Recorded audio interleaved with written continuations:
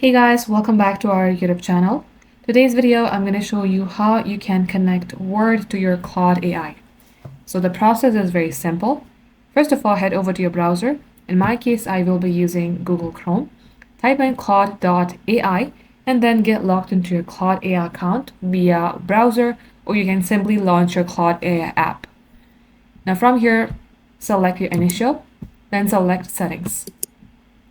Come below onto connectors. Under connectors, select browse connectors.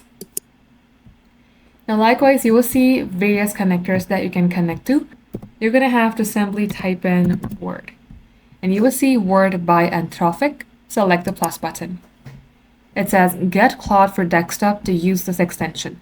So if you already have downloaded Claude AI application, you will be able to use the extension. If not, simply select download. Download the application at this page, and likewise follow the on-screen prompt. Then you will be able to use this Word extension in your Claude application. Thank you for watching.